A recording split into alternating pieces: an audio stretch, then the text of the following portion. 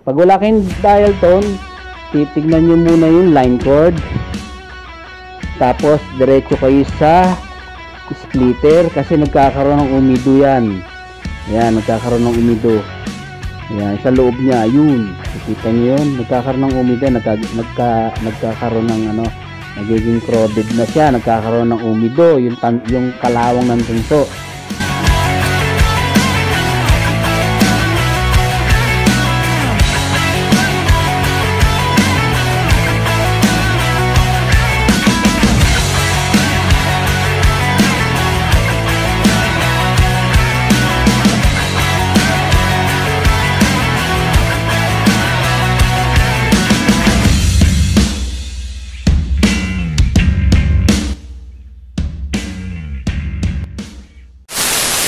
Ito mga katropa, telepono namin. Ito, ginamit ko lang.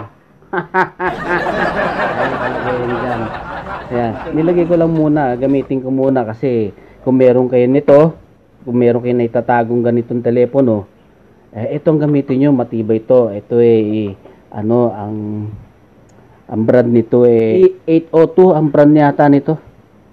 Asan ba? Ayun, yun, nakikita nyo. Ayan mga katropa. Ayan, 802. Ayan. Matibay itong telepono to. Teleponong ganito. Kung meron kayo na itatago niya, nilagay nyo yung mga telepono ni... Ayun. Tapos, meron tayong modem, syempre. BDSL to, hindi to DSL. BDSL modem. Modem yan. Ngayon, meron tayong line cord. Tawag dito ay, kung tawagin, line cord. RJ11, kung tawagin namin... RJ11.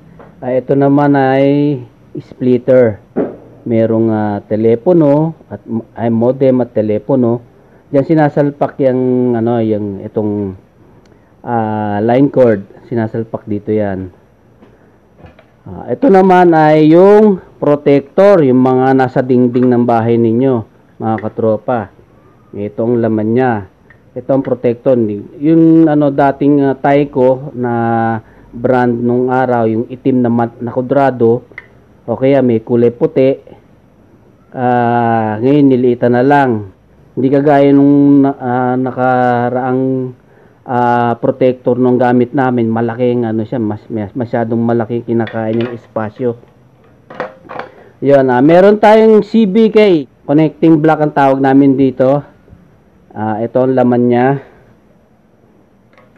Ito naman yung indoor box. Ito sa outside outdoor box. Ito nga kung tawagin namin ay protector. Ito naman ang indoor connecting block. Tawag dito. At meron naman tayong ano rito, jacketed wire. Ito yung mula protector, mula rito, pinapatakbo namin sa loob ng bahay itong papasok ng ano ng bahay, itong jacketed wire. Double wire lang to na pulat itim na wire. At meron tayong ito ang tawag dito ay ang bago naming wire ngayon, hindi na ganito kasi hindi ako nakakuha ng wire. Ito muna ang i-demo ko sa inyo kasi nung araw hindi na pwede to. Ngayon hindi na pwede hindi na tong ginagamit namin ngayon. Ito yung dating wire na kung tawagin drop wire. Drop wire ang tawag dito. Ang gamit namin ngayon yung malambot siya, yung kulay puti at blue. Pero ito muna yan natin kasi mga nung araw na ano pa to wire to ginagamit Hindi ako nakakuha ng ano ng twisted wire na pang outdoor na wire. Ito yung dating wire pa to.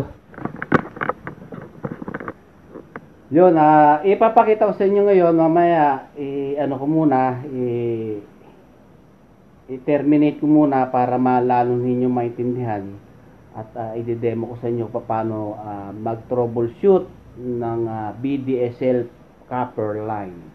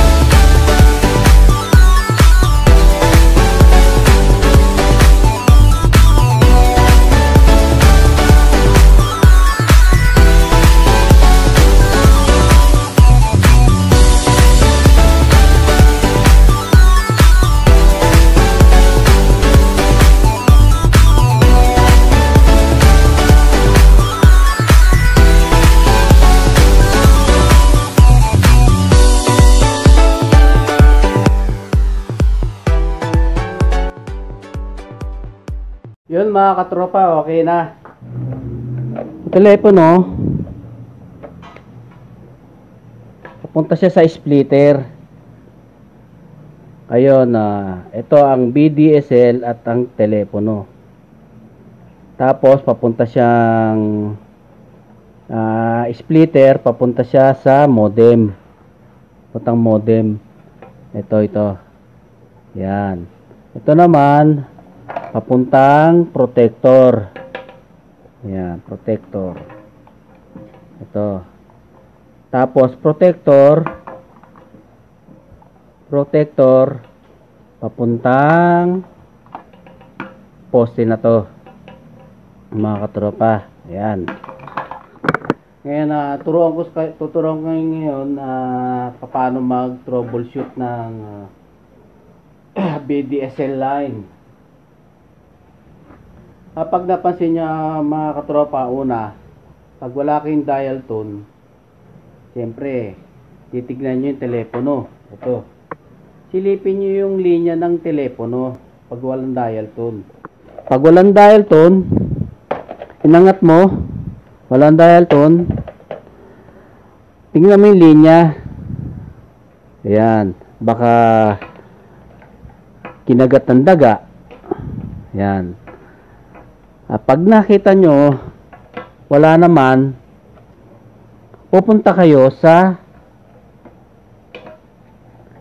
splitter. Tanggalin nyo ito, yung sa splitter. Yan, tanggalin nyo. Itong line cord, kapag hindi kinagat ng daga ito, pupunta kayo sa CBK, sa connecting block. Tanggalin nyo to. Yan, irekta nyo. Yan mga katropa. Ayan. Kapag nirekta nyo, ibig sabihin telepono lang gagana nun. Ayan. Yun, makikita nyo na mayroong dial tone. Pag may dial tone, ibig sabihin ang sira niya sa splitter or dito sa cord. Pag walang kagat ng daga at nirekta nyo to, may dial tone, ibig sabihin sira ang splitter. Maraming pinagmumulan niya mga katropa. Pwedeng cord, pwedeng sa splitter, at pwede sa CBK or connecting block, or pwede sa protector. Yan, iisa-isahin nyo mga katropa. Kapag direkta nyo, ibig sabihin sira ito. Kung halimbawa naman nirekta nyo, wala pa rin, ibalik nyo ulit itong splitter, sundan nyo yung cord. Itong jacketed wire. Ayan, yung kulay brown, papunta rito. Minsan kasi, kinakagat din ng daga to. Kapag nasundan nyo, may kagat, yun, ibig sabihin, yun na yung yun na yung problema mo. May kagat ng daga.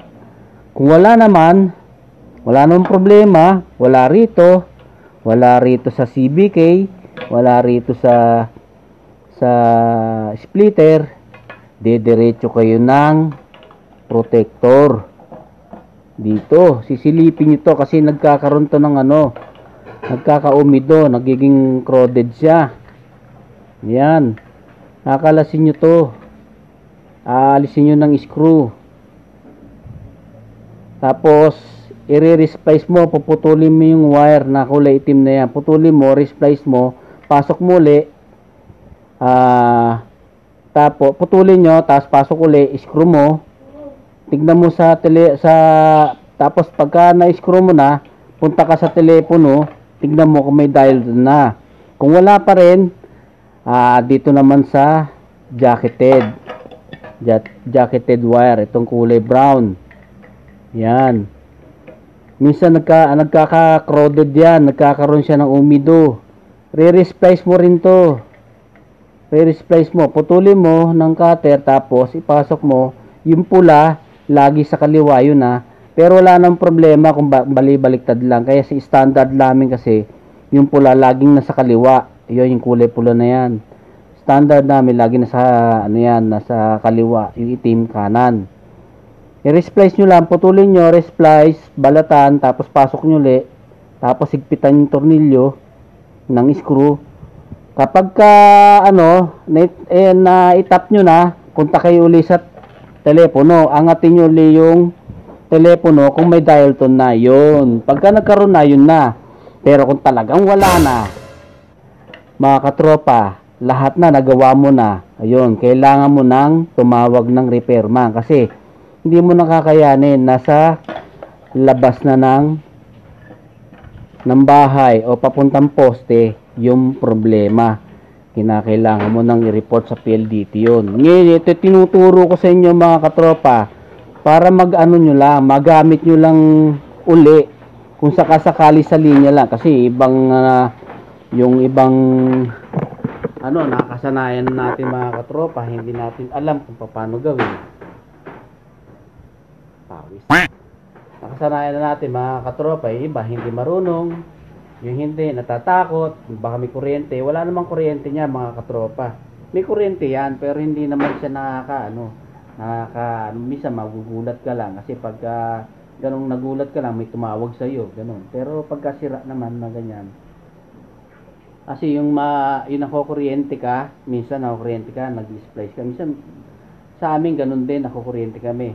Kaya kami nakukuryente kasi pag tumawag sa iyo ang customer, okay, kamag-anak mo, tumawag sa telepono mo, nag-i-splice ka o gagawa ka ng linya, o magaground ka, pero hindi nakakatakot, magaground ka lang kasi 110 yung papasok na kuryente sa telepono, 110.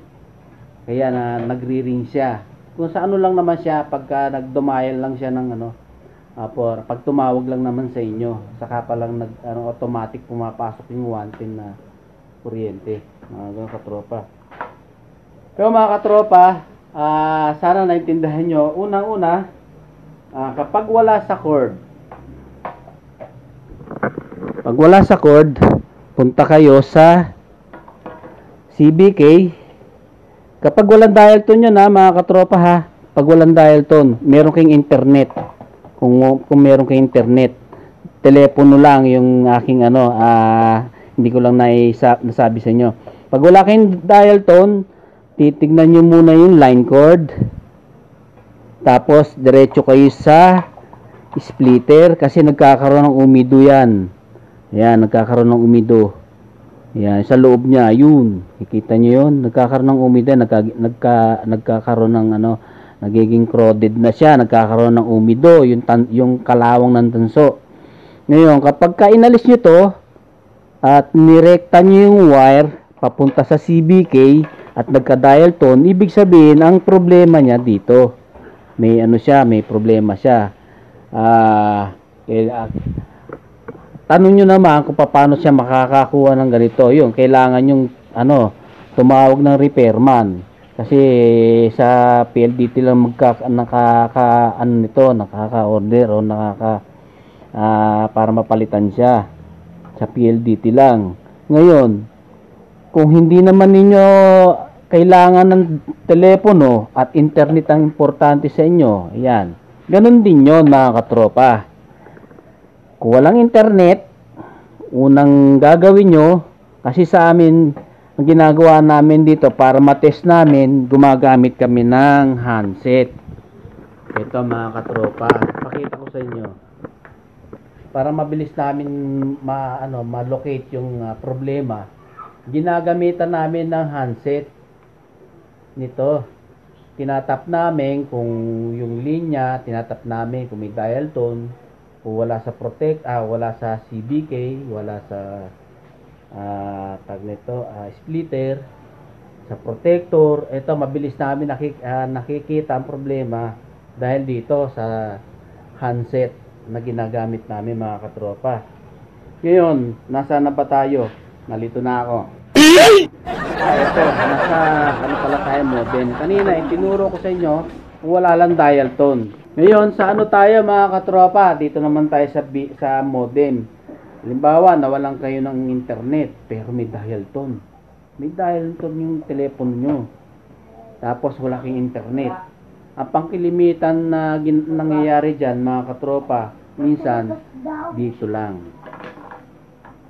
Dito lang, magkakaroon ng ano, usually dito lang, na ang magiging problema niya. O kaya, dito. Dito.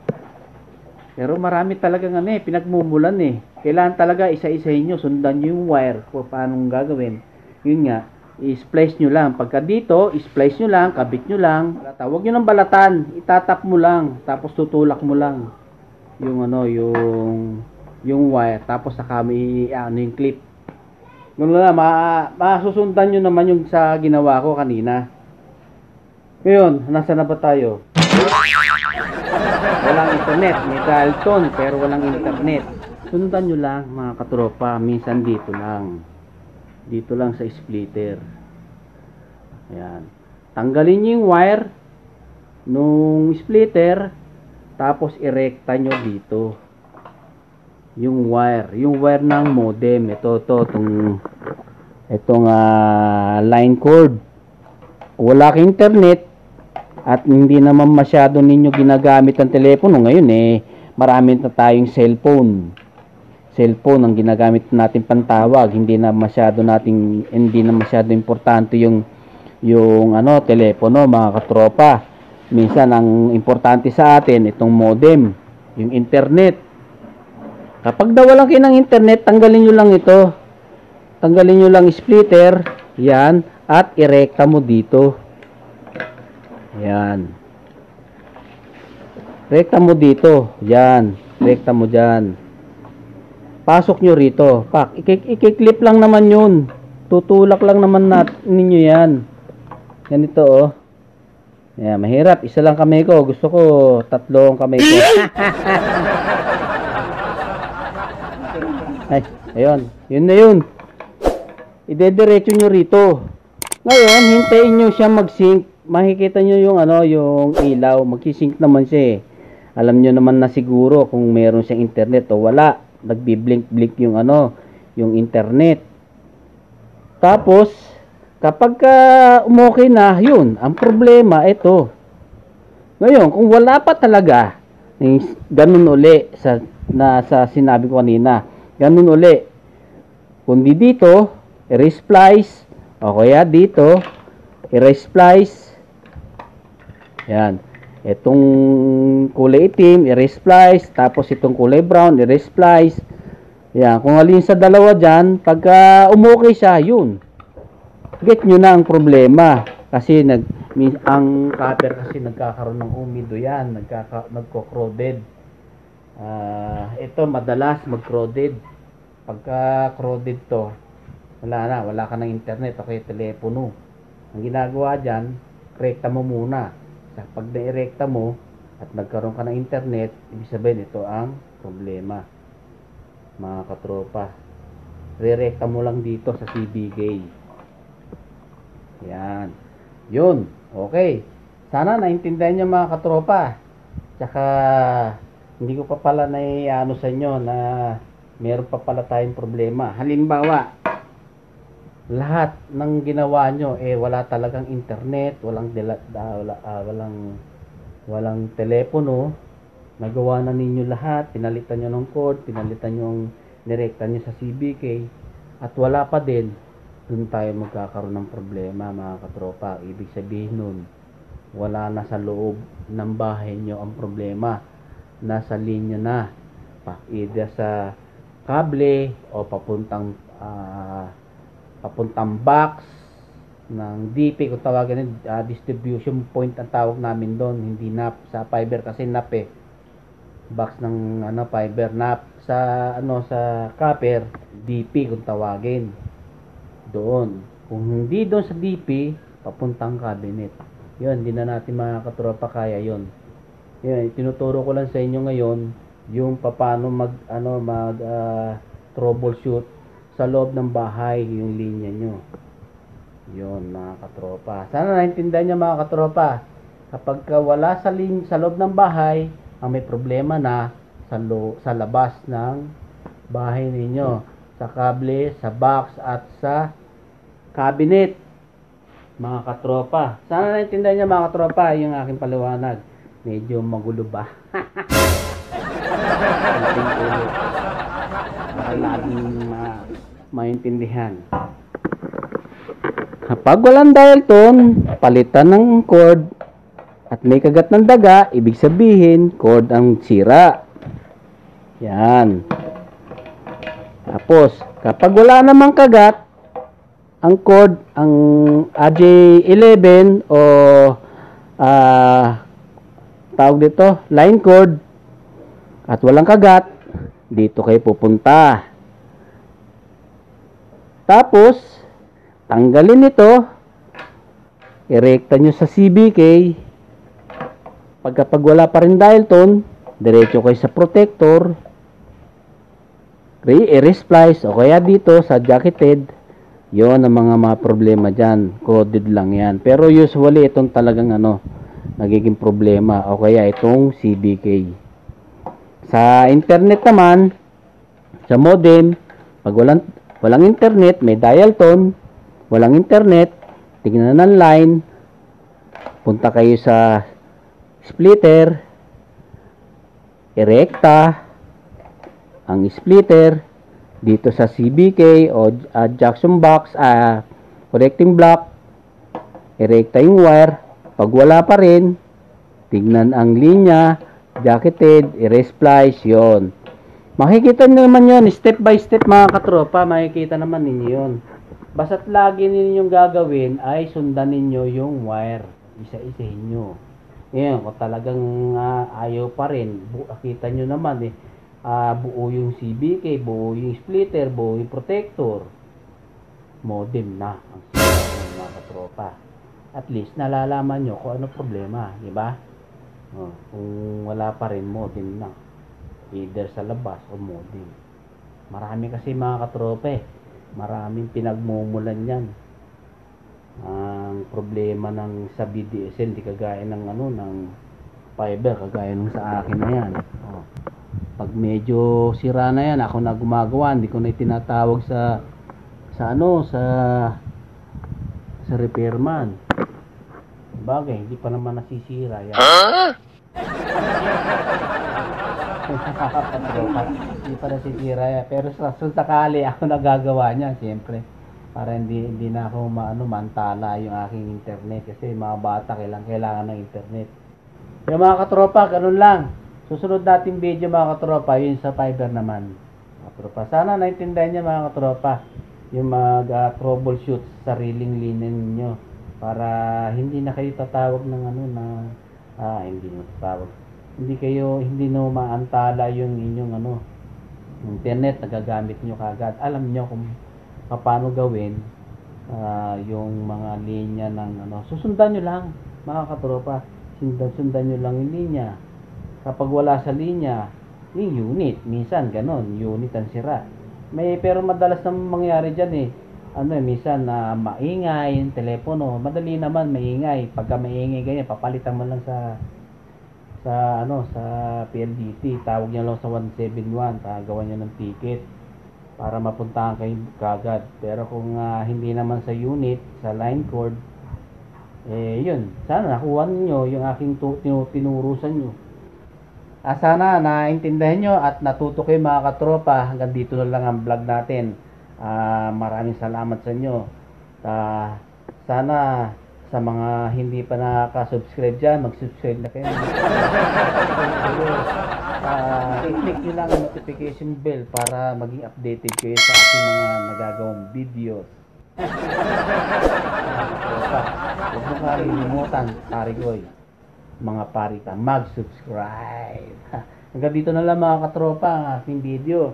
Sana natuto kayo at sana nakuha nyo sa magulo kong explanation. Mga katropa, Happy New Year sa inyo at Merry Christmas. Bye-bye! Hanggang sa muli.